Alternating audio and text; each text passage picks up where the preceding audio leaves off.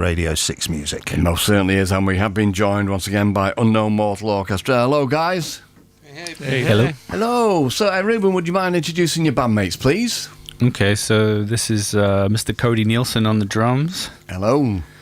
Mr. Christian Lee on keyboards. Hello. And Mr. Jacob Portrait on the bass guitar. Oh. Hi, guys. And we need to say at this point in time, happy birthday to Jacob, don't we? Happy birthday, Jake. As we know, we should be lying in a gutter now, not knowing where he is. And There's still time. There is still time. The big 2-5. Where there's a will, there's a way. Bless you, mate. But happy birthday, and thanks for coming in and playing for us when you should be having the night off. Really appreciate that. No sweat.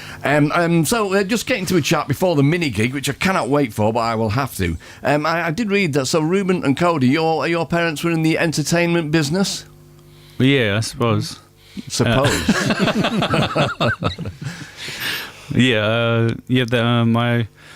My mum started out life. She's Hawaiian. She grew up in Hawaii and was a hula dancer her whole life, and then she won Miss Aloha Hula in 1973, and that kind of kicked off this thing where she started to do all this, like doing backing vocals for lounge singers and dancing and stuff like that. And then 1973 and 4.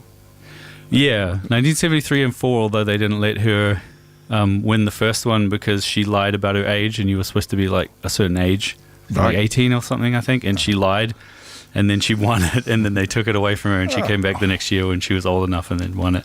And then and my dad is a horn player, and he was in all kinds of bands, and they met on tour, and then and then the rest is history. Yeah. Okay, that clears that one up. You know, I mean, Cody, can I bring you in on this conversation, because I've never been able to do this before. But the story is, and it might be a myth, and if it is, you can dispel it. The story that I heard is that when Ruben ran away to Portland, Oregon, started recording, and then he released something, anonymously, Unknown Mortal Orchestra. Oh yeah. And the story that I heard is that you heard it whilst in New Zealand and recognised it as your brother. Now, is this at all true?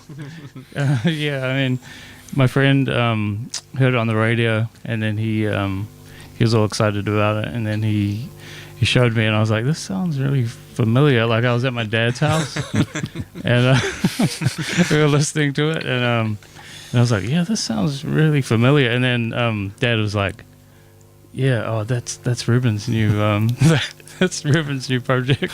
That is bizarre. Now, of course, for people who don't know out there, you of course the history and siblings and all that in a band, but you were in the Mint Chicks in New Zealand, and you were hugely successful. So obviously you were 1,000 miles apart. So were you still in contact very much at this point in time? Why did you not think to let Cody in on all this? I didn't really tell anybody what I was doing, so it was like, nobody really, I didn't think anybody would care. Right. So I didn't, it's not that I was like trying to be secretive. It was just, I kind of thought like, oh yeah, I'm going to make this, I guess, psychedelic rock band with cassette tapes and guitar solos and stuff like that. And I was just thinking, nobody's going to want to hear this. It's like terrible. Well, only I liked the idea of this. And then, so that was the real reason I didn't really talk about it that much. Yeah, it's funny because I mentioned before the fact that, Unknown Mortal Orchestra, and I could see where you're coming from with that name from what you've just said, but now you need to be called the well-known Mortal Orchestra because everybody knows who you are. We don't get recognised that much, so it's just kind of, keep. I don't want. It would be good if everybody listened to the music and didn't know what our faces look like. I should have. I think originally we were going to try and wear masks, and then it was just like the logistics of that where we were not Daft Punk, It's like, where am I going to get a mask from? Well, the same applies in radio, I'd say, as well. The less people see you, the better.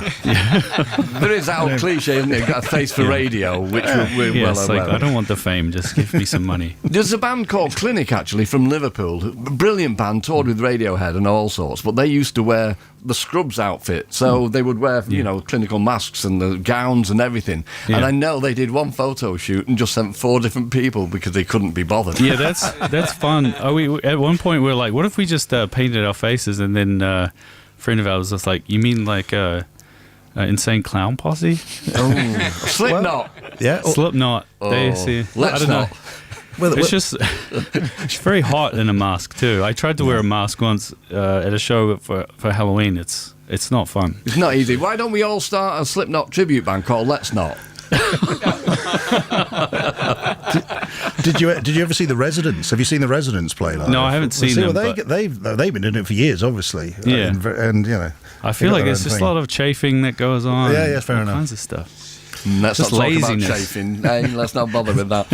So as I say, you moved from New Zealand to Portland, and then you've spent some time in Palm Springs as well. So how does that compare? Because Portland, so many bands, like over here in Europe, a lot of bands moved over to Berlin. And we know a lot of bands moved from all over America to Portland, and it was just this real creative hub, and it worked for you. You met Jake and everybody, but you've moved out of there now. So what's the music scene like in Palm Springs? Does it exist? I don't know. I feel like there's a lot of like men's choirs and things like that. It's a very it's like the opposite of Portland, but I kind of go back and forth between it, you know. Right. Okay. But it seems for this record in particular, being in Palm Springs and then being in Hawaii, that they served as collectively the triggers for kickstarting the creativity for it and the songwriting. Is that right? Yeah, because you know, growing up in New Zealand and you know, with like parents touring when I was a kid and stuff like that, we had all these. I have these memories of like being around pools and you know, like weird 70s motels and stuff like that. So I think that kind of stuff started to inspire me to dig into that, or dig into these like memories and stuff like that. You were hoping to be riding motorbikes up and down the corridors of the Hyatt Hotel in Los Angeles. That's what you wanted, wasn't it? That was the original plan. You didn't want to be in here with me and him. And he definitely wanted to, as I understand it, make a record which was uplifting and I guess sunny in that respect. I mean, this is a very varied record, but it definitely has that element to it, doesn't it? Yeah, because I'm kind of like I always end up writing sad things. So I thought like if I surround myself with palm trees and sunshine and stuff, maybe that'll end up on the record somehow. With that in mind, there's one bit, and apologies we disappeared down a rabbit hole there. It's at the end of The Widow, is it The Widow, where everything stops apart from the piano, and then there's sound effects. We're outdoors. There are frogs, and there's voices, and it's an absolutely magical, beautiful moment on the record. What's going on there?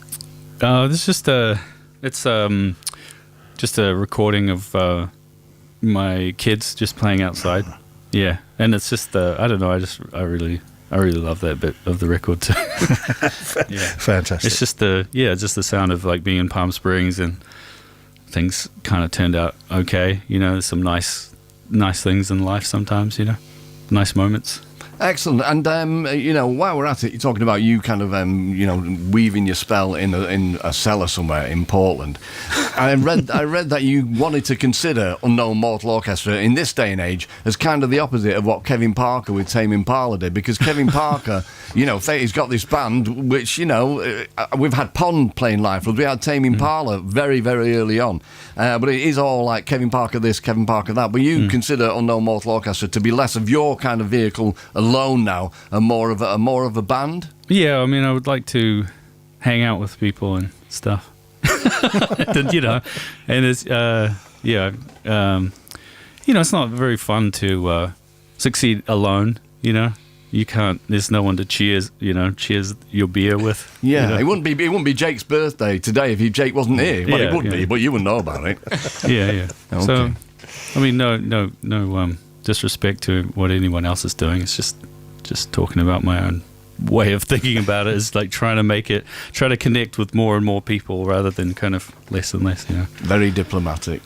Okay, so I think that we need to get to the music now then, and you are doing a mini gig for us. You're doing Garden, and then Thought Balloon, Lil Blue, Necessary Evil, Monkey, and That Life in that order, aren't you? I hope so. I hope so too, because that's what I've just said. Unknown Mortal Orchestra live in session. Thank you.